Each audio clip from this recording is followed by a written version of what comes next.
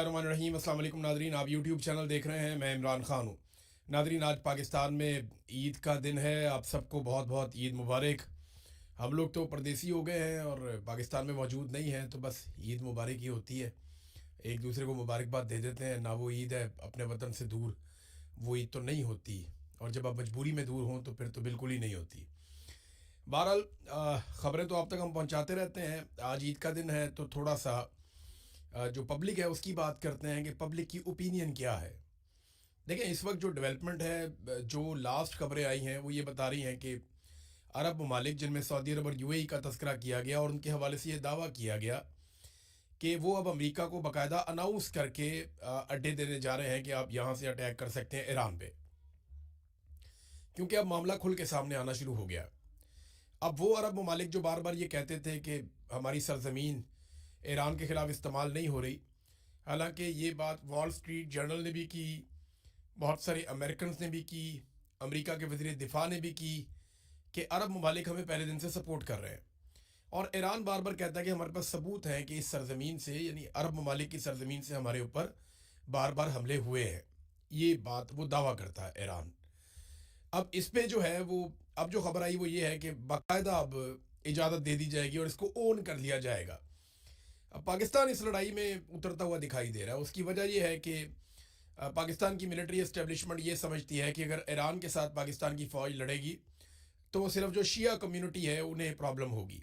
ऐसा नहीं है, इस मरतबा शिया सुन्नी डिवाइड कोई नहीं है, क्योंकि देखें, जब कोई मुसलमान मुल्क आपस में लड़ेंगे तो फिर डिवाइड हो सकती है, लेकिन जब एक मुस्लिम मुल्क के ऊपर इसराइल ने और अमेरिका ने अटैक किया तो वो ऑटोमेटिकली अवाम जो है उनके जज्बात वो भड़क जाते हैं और वो उस मुल्क के साथ खड़े होंगे, चाहे वो शिया है चाहे वो सुन्नी है। यानी अगर किसी अरबी मुल्क के ऊपर या तुर्की के ऊपर या किसी और ऐसे मुल्क के ऊपर जो सुन्नी मुल्क है उस पर अगर अटैक कर दे अमेरिका या इसराइल, तो ऑटोमेटिकली सबकी हमायत, चाहे वो शिया है चाहे वो सुन्नी है, उनकी सबकी हमायत उसी मुल्क के साथ चली जाएगी। तो इसी तरह ईरान के साथ है पाकिस्तान के शिया सुन्नी दोनों तरह के लोगों की हमायत। अब जो शिया उलमा इकराम को बुला के बकौल शिया उलमा इकराम के उन्हें कुछ नामुनासिब तरीके से ट्रीट किया गया फील्ड मार्शल आसिम मुनीर की जानिब से, और एक जगह तंबीह की जाती है कि इधर कोई मुझे गड़बड़ नहीं चाहिए, पाकिस्तान में हम जो करें जैसे करें, हम एक मुआहदे में हैं। अब दिफाई मुआहदे के अंदर ये गए हैं बगैर पार्लियामेंट के, बगैर कैबिनेट के, बगैर किसी मुशावरत के। वो दिफाई मुआहदा है क्या, कौम को तो ये भी नहीं पता। बहरहाल वो कहते हैं कि हम दिफाई मुआहदे में हैं और उसकी वजह से हमें जाके वो करना पड़ेगा जो हमें कहा जाएगा। तो ऐसा लगता है कि वो वक्त बहुत करीब आ गया है और अब ज़हनी तौर पे सबको तैयार किया जा रहा है। ये बात तो मैं आपको बता दूं, तेल के बहरान की वजह से आलमी मंडी में तेल की कीमतें बढ़ रही हैं, यही जंग की वजह से, और अमेरिका अलग अलग तरीके करने की कोशिश कर रहा है, लेकिन डोनाल्ड ट्रंप बहुत बुरी तरह फंस गया। अब इसमें से निकलना है तो सबको इन्वॉल्व करना पड़ेगा, या तो सारे इन्वॉल्व हो जाए या डोनाल्ड ट्रंप निकल जाए। अब इसके ऊपर तो हम बात करते रहेंगे, लेकिन पाकिस्तानियों की राय बड़ी इंपॉर्टेंट है।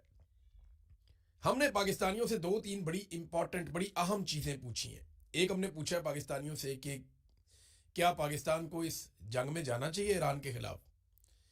यानी मजबूरी है ना, जंग के अंदर उतरना पड़ेगा। आर्मी चीफ ने खुद कहा कि अगर ईरान सऊदी अरब के साथ मामला नहीं करता ठीक अपना, तो फिर हमें जाना पड़ेगा, सऊदी अरब बुलाएगा तो वो तो अब दिखाई दे रहा है कि वो मामला ठीक नहीं हो रहा, तो फिर आपको जंग में जाना पड़ेगा। तो इस पे पाकिस्तानी शहरी क्या कहते हैं, उनकी मैंने राय ली है।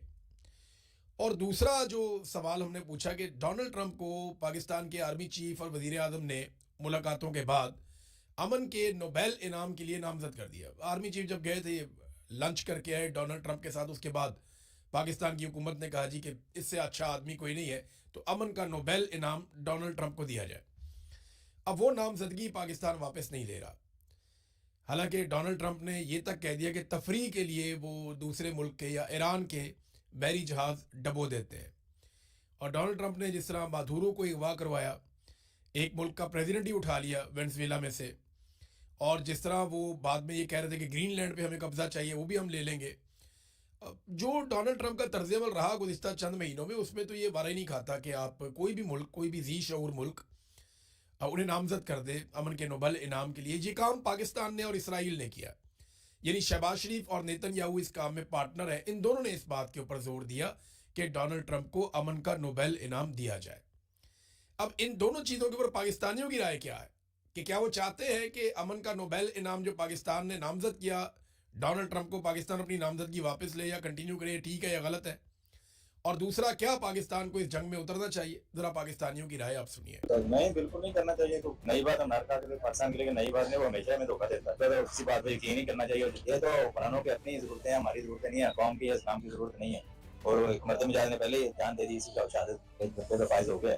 پاکستان کو فائدہ ہوا، اس کا نقصان ہوا، ہمارے افغانستان کے ساتھ بھی جان کروا دی۔